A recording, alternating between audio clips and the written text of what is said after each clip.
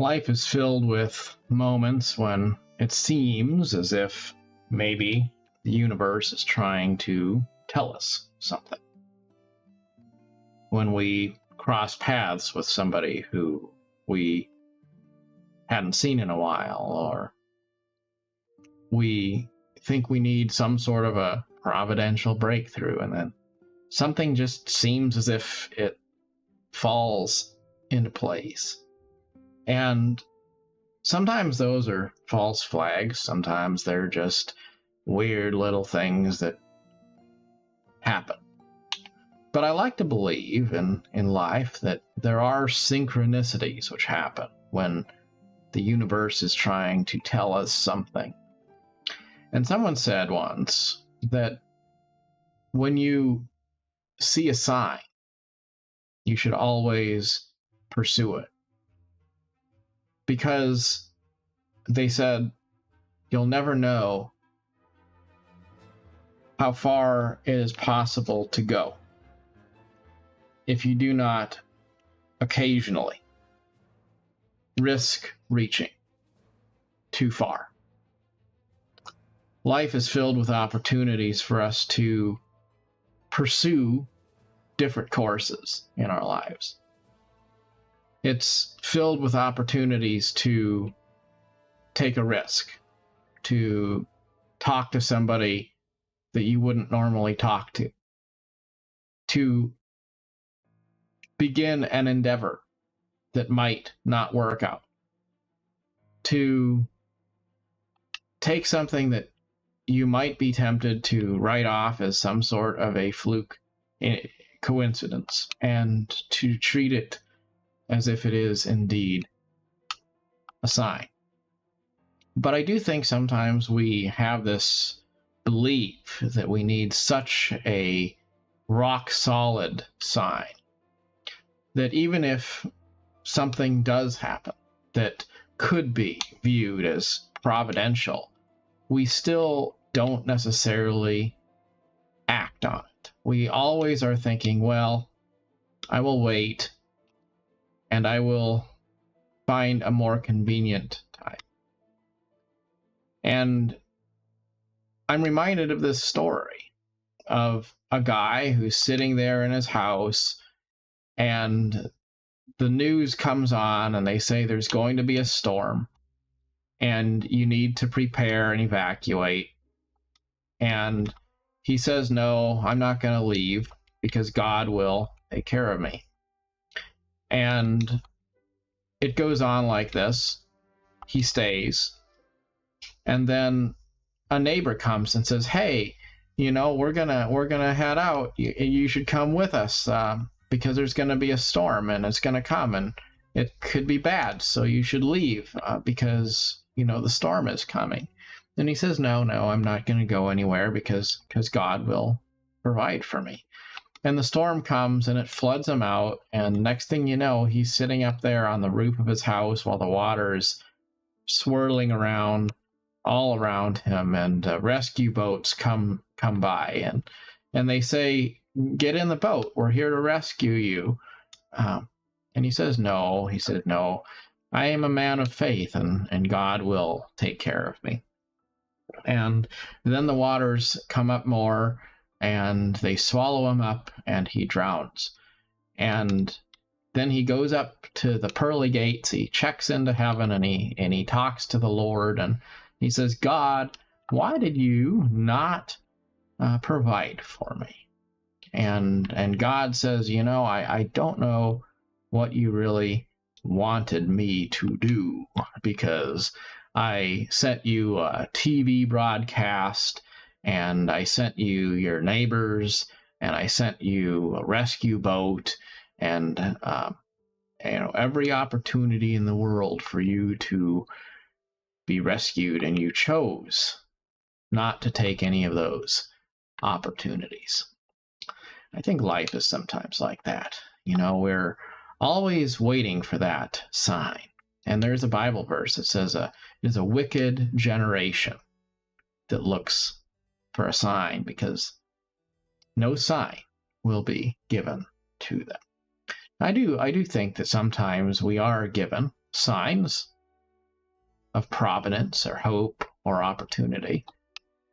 But maybe where we go wrong is when we are so determined to have a sign that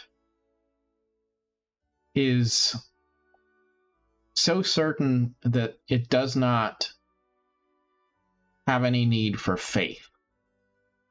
We expect the clouds to part and a voice to come booming out of the sky and tell us exactly what we ought to do. And that seldom happens. Maybe it never happens. But the universe does still whisper to us. It whispers to us when we need someone to be there for us, and then a way seems to appear. When a door might appear to open for us. But we have to be willing to venture out. We have to be willing to take some risks. We have to be willing to say, if the universe shows us an opportunity, when we're quiet and we think we hear it whispering, we've got to be willing to act. And there's so many times in life when it seems like it's tempting to wait for a more convenient time. But sometimes there's just only one opportunity. When that opportunity comes, you should always be willing to take it. So don't hesitate so much in life. Don't worry so much about the outcome of things. Be more spontaneous and allow yourself to act without always fearing what might happen or what might not work out. We often think to ourselves our lives are so incredibly important. If we screw up, then there's no coming back from it. But the reality is, our lives aren't really all that important. Even if we do screw things up a bit, does it really matter all that much in the great scheme of things? Probably not. So why not just be open to life's synchronicities? Listen to its whispers and believe that all things work together for good. Don't be a person who's always waiting for some sort of a serious sign that's going to come and give you a recipe to follow, because life is too messy for that. Life is not going to give you a sure sign, but it might give you a bit of a hint. I think we should always have room in our lives for faith, and we should believe that things do happen for a reason. But we also have to understand that things don't happen if we aren't willing to take action. So if every day you get up and you think, well, I'm going to do exactly the same thing that I've always done, and then maybe maybe something better or different will happen just without me doing anything. Well, sometimes we can wind up disappointing ourselves, because you have to act if you want change in your life. Life is like a merry-go-round. It goes around and around, and maybe we don't have control over it, but we do have the option to determine whether we're going to get on or off the ride. And if you always stand there and you never get on board, then, well, you never have much of an experience that way, will you? Life's filled with good things. We shouldn't hang on to any one thing too tightly, and we should also be willing to experiment with new experiences when they potentially avail themselves to us. And we should also be quite willing to let go of all of life's material things, all of its trappings, because when we start to have that attitude that, if I lose my financial status, or if I lose my job or something like that, then that would be the end of the world. Well, then we start making decisions on a basis of trying to impress the wrong people, and we start focusing on the wrong things, and we start saying, well, I'll worry about having good experiences in life, eventually, when I have enough money, or when I have enough time after I retire, or something like that. And that's not the way to look at life. We should always look at life kind of through the mind, through the eye of a child. Children don't worry too much about money. Like, they have things that they want, of course, but they don't spend all of their time thinking about how much money they wish they had. Like, that's not really what they meditate on.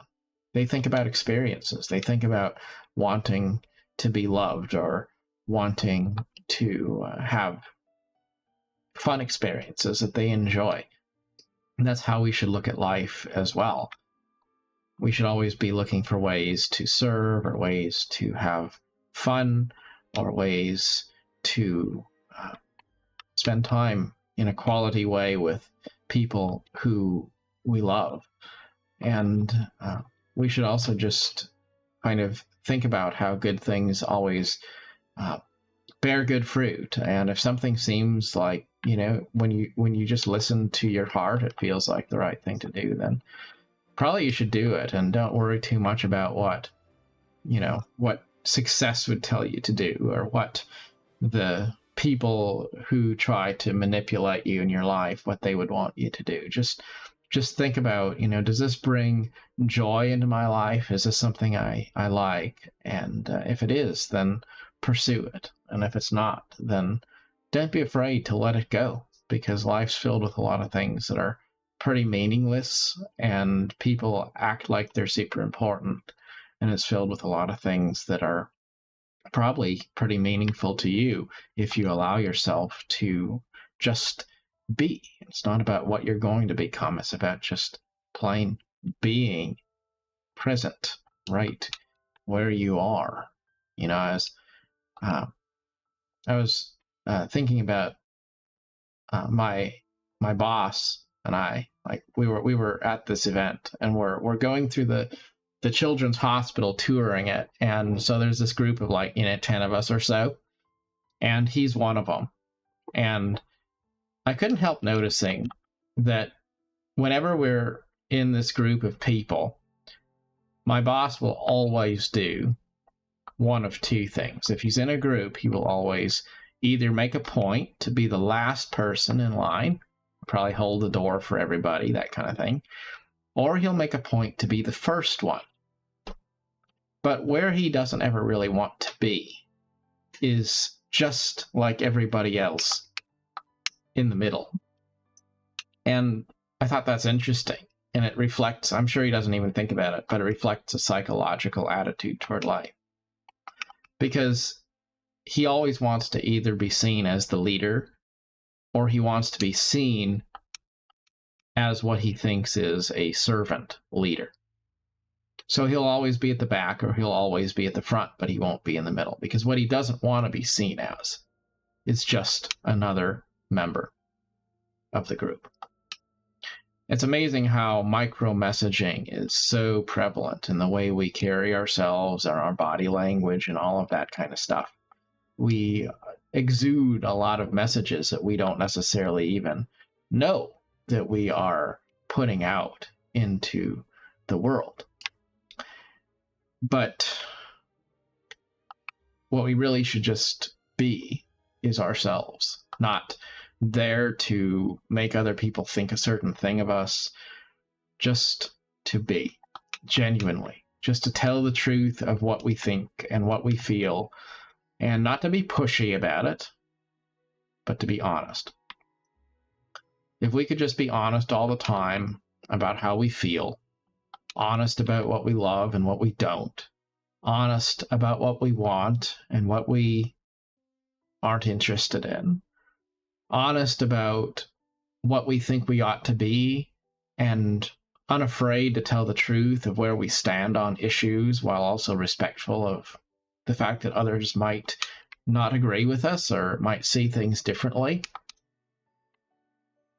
Just be. That's the goal. Because really, if there is any great lesson here, it's that our mother and father is not our neighbor. It's not the person who gave birth to us. It's not flesh and blood. It's something more spiritual than that. It's the voice, the quiet voice of the universe. It's when you go out and you look up at the night sky and you see the stars and you feel like you're connected to something special.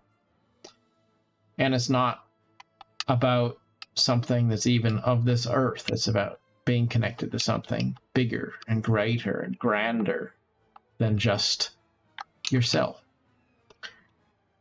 Once we start to look at life as being about that, then we stop being so interested in the things that other people have to say, the things that other people think, and what other people are doing.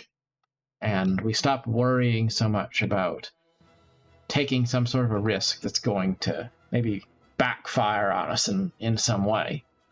And we just spend our time then doing what we think is interesting or meaningful to us spiritually. If we do that, then usually I think it winds up being kind of a fair guide, because usually if you listen to your heart, it's not going to steer you so very much wrong.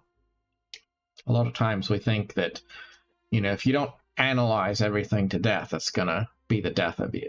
But really, a lot of times if you just do what you feel is right, it's not going to be too far off the mark. It's like in my experience, when you're hiring people or you're spending time looking at, folks' qualifications or something, if you meet somebody and they seem like they're the right kind of a person, quite often they are. And quite often, if they seem like they're not the right kind of a person, and you don't listen to your gut, eventually you'll realize that you were right from the outset, and they didn't seem like they were quite right, and they actually were a bit off. And you should just listen to your gut, listen to your heart, and there's a still small voice that says this is right for me, or this is wrong for me. And that's the voice that you should listen to, not the voice of reason, of logic, that's going to always be there to make you second guess yourself or make you wait longer or something like that. But the voice of love, and the voice that makes you feel like, it's leading you in the direction of light. And that voice is usually it's a still, small voice.